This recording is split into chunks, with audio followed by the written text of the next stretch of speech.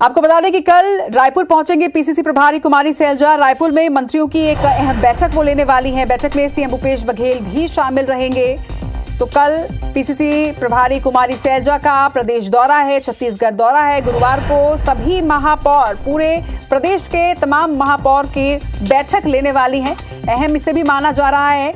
PCC प्रभारी सैलजा लगातार प्रदेश का दौरा कर रही हैं और कल मंत्रियों की बैठक वो लेने वाली हैं, जिसमें सीएम भूपेश बघेल भी शामिल होंगे। वहीं प्रदेश के हर निगम के महापौर के साथ भी उनकी एक अहम बैठक होनी है, जिसमें कई अहम मुद्दों पर वो चर्चा करने वाली हैं।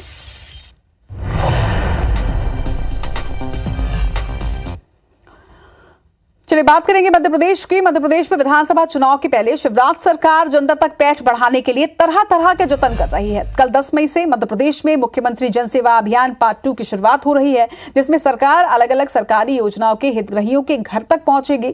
इस दौरान लंबित शिकायतों का निराकरण किया जाएगा। वहीं इस अभियान के लिए सीएम शिवराज सिंह चौहान ने सभी कलेक्टरों के साथ जिलों के प्रभारी मंत्रियों और विधायकों को पुख्ता तैयारी करने के निर्देश भी दे दिए हैं। अभियान के लिए आज कई जिलों में मंत्रियों ने समीक्षा बैठक भी की और तैयारियों का जायजा लिया। वहीं बीजेपी इसे जनता के हित में एक बड़ा अभियान बता रही है, तो वहीं कांग्रेस इसे सरकार की नाकामी करार दे रही है।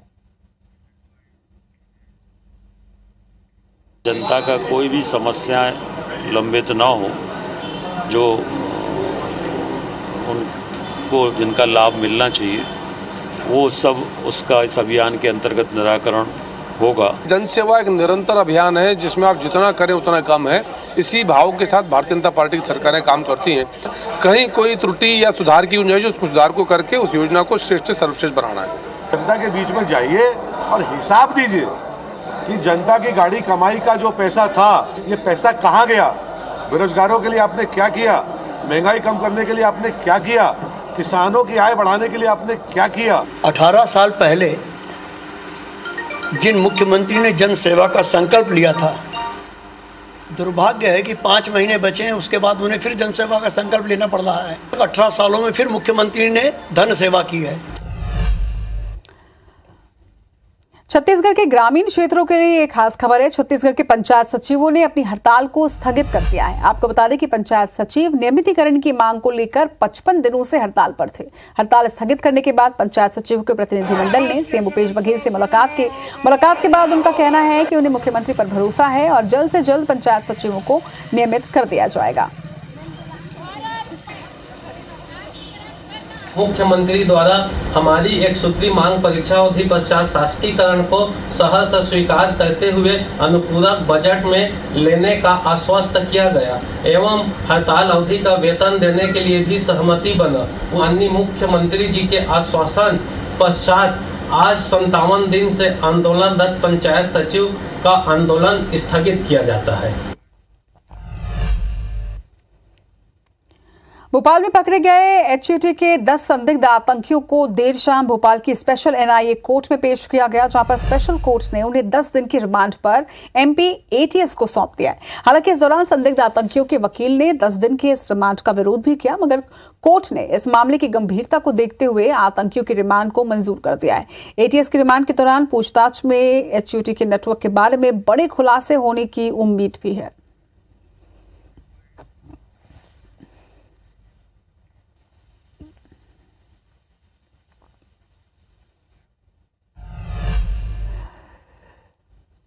दमोह में अपराधी इतने बेखौफ हैं कि पुलिस पर हमला करने से भी नहीं चूक रहे, जिसकी बानगी दमोह के देहात थाना क्षेत्र के नरसिंहगढ़ में देखने को मिली है, जहां पर विवाद सुलझाने के लिए गई पुलिस पर करीब 1 दर्जन दबंगों ने हमला कर दिया।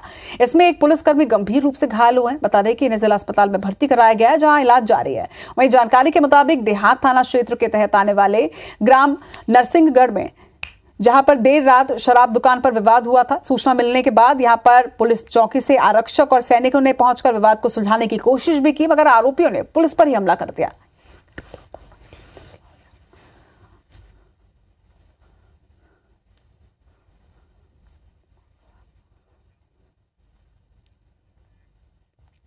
अंबिकापुर नगर निगम में बहुत जल्द जल संकट गहराने का खतरा पैदा हो सकता है। जी हां, क्योंकि जल आपूर्ति के लिए तैयार किए गए पुराने तकिया फिल्टर प्लांट की हालत जो है वो काफी जर्जर है। रोजाना करीब 20 लाख लीटर पानी यहां पर बर्बाद हो रहा है। किस तरह से, रिपोर्ट्स में देखिए।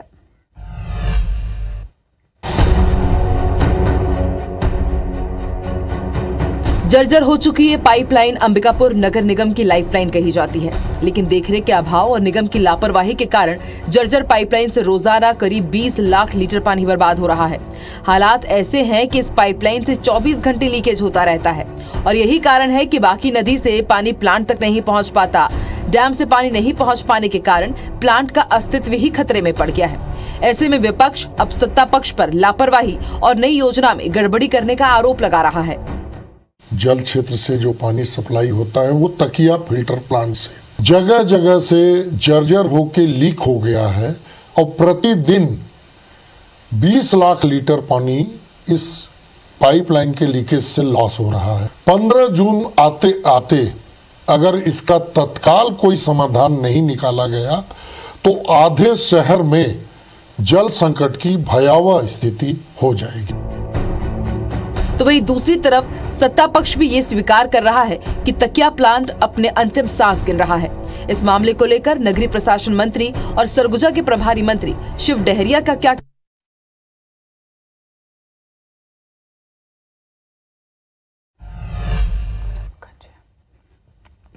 इन दिनों साउथ ईस्ट सेंट्रल रेलवे में ट्रेनों की चाल बिगड़ी हुई है। ट्रेनें घंटों डिले से चल रही है। स्थिति यहां तक है कि उत्कल, राजधानी, शिवनाथ, सारनाथ और जन शताब्दी जैसी एक्सप्रेस ट्रेनें भी 8 से 9 घंटे की देरी से चल रही हैं और यही हाल कुछ लोकल ट्रेनों का भी है, वो भी 3 से 5 घंटे तक विलंब से चल रही हैं। ऐसे में ट्रेनों की लेट लतीफी से यात्रियों की कनेक्टिंग ट्रेन छूटती जा रही है। यात्रियों को गर्मी और अव्यवस्था के बीच घंटों स्टेशन में ट्रेनों का इंतजार करना पड़ रहा है। वहीं ट्रेनों को समय पर चलाने के लिए रेलवे के तमाम दावे इस समस्या के बीच फेल साबित हो रहे हैं। वहीं रेल अधिकारियों का कहना है कि अपग्रेडेशन के कार्य की वजह से कुछ ट्रेनों की समयबद्धता प्रभावित जरूर हो रही है, लेकिन जल्दी से सुधार लिया जाएगा।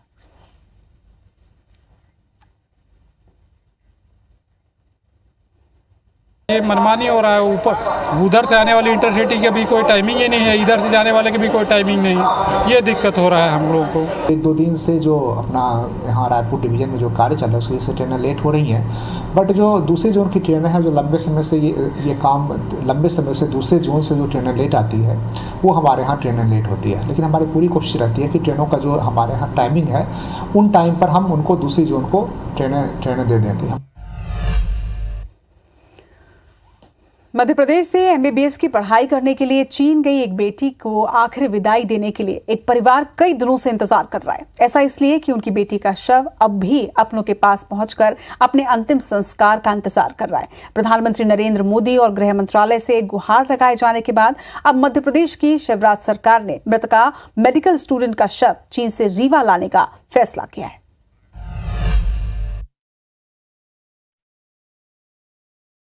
आंसुओं में डूबा ये वो बदनसीब परिवार है जिसे अपने को खोने के बाद उसके पार्थिव देह का इंतजार है। ये तस्वीर है साक्षी सिंह की, जो मध्य प्रदेश के रीवा से एमबीबीएस की पढ़ाई करने के लिए 2018 में चीन के लुझो शहर सिचुआन गई थी, जहां कार्डियक अटैक से उसकी मौत हो गई। 22 साल की साक्षी की मौत की खबर ने परिजन को तोड़कर रख दिया। चीन में ही रह रही साक्षी की बहन तनुश्री ने उसके पार्थिव शरीर को वापस घर लाने के लिए ट्विटर के जरिए देश के प्रधानमंत्री नरेंद्र मोदी और गृह मंत्रालय से गुहार लगाई। साथ ही रीवा विधायक और पूर्व मंत्री राजेंद्र शुक्ल ने प्रदेश के मुख्यमंत्री शिवराज सिंह चौहान को चिट्ठी भी लिखी। हमें भी चाहते हैं शासन से और प्रशासन से कि हमारी बेटी अति शीघ्र आ जाए। 5 तारीख की घटना है, 9 तारीख हो गए, 4 दिन हो गए। उसकी माँ का रो के बुरा हाल है, पूरा परिवार परेशान है। थोड़ा विलम्ब हो रहा है पर मैं समझता हूँ कि ये प्रक्रिया का अंग हो सकता है। क्या कर सकते हैं इसके लिए? सरकार से हमारी अपेक्षा है कि हमारी बेटी जल्द से जल्द यहाँ आ जाए, रीवा तक पहुँच जाए, घर तक आ जाए। हम अपना अंतिम संस्कार बेटी का अपने गांव त्योथर के कुठला गांव में करना चाहते हैं। अभी उसकी बॉडी को यहाँ पे जितना जल्दी हो सके आ जाए, क्योंकि यहाँ पे सारा अंतिम संस्कार करना है और यहाँ पे सब इंतज़ार कर रहे हैं कि आ जाए। और जब तक नहीं आ जाता तब तक सबकी हालत यहाँ पे ऐसे रहेगी, तो जल्द से जल्द आ जाए। अब उसके लाने की व्यवस्था मध्य प्रदेश सरकार करेगी। आज मुख्यमंत्री जी ने ट्वीट भी किया है, तो ये दुख की घड़ी में उस परिवार के लिए बहुत बड़ी राहत की बात है। प्रधानमंत्री से गुहार लगाए जाने के बाद भारतीय राजदूत कार्यालय ग्वांगझाओ में तनुश्री को बुलाया है। इधर शिवराज सरकार ने भी कैबिनेट में यह फैसला लिया कि वो साक्षी के पार्थिव शरीर को लाएंगे। कि हमारी रीवा की बच्ची चीन के अंदर किसी कारण से मृत हुई थी, तो बड़ा खर्चा आ रहा था बच्ची के शरीर को लाने में, तो मुख्यमंत्री जी ने तय किया कि चीन से पूरा यहाँ से खर्चा राज्य सरकार वहन करेगी और बच्ची के बॉडी को भारत लाया जाएगा। बेटी को हमेशा के लिए खो देने वाला ये परिवार अब आखिरी बार उसे देखकर अपने उस पैतृक गांव में अंतिम विदाई देना चाहता है, जहां साक्षी पली बढ़ी, जहां उसका बचपन बीता। राजीव पांडे, IBC 24, रीवा। राष्ट्रपति द्रौपदी मुर्मू ने नई दिल्ली में छत्तीसगढ़ के 3 शहीदों को मरणोपरांत कीर्ति चक्र से सम्मानित किया है। सब इंस्पेक्टर शहीद दीपक भारद्वाज, प्रधान आरक्षक शहीद सोडी नारायण और STF के शहीद प्रधान आरक्षक श्रवण कश्यप कीर्ति चक्र से सम्मानित किए गए। ये तीनों ही पुलिस नक्सल मुठभेड़ के दौरान शहीद हुए थे। आपको बता दें कि शहीदों को कीर्ति चक्र से सम्मानित किए जाने पर मुख्यमंत्री भूपेश बघेल ने ट्वीट करते हुए लिखा है कि जो शहीद हुए हैं उनकी जरा याद करो कुर्बानी। पुलिस नक्सली मुठभेड़ के दौरान अनुकरणीय साहस का परिचय देते हुए देश के लिए अपना सर्वोच्च बलिदान अर्पित करने वाले तीनों शहीदों की वीरता को सलाम और उनके परिवारों को नमन।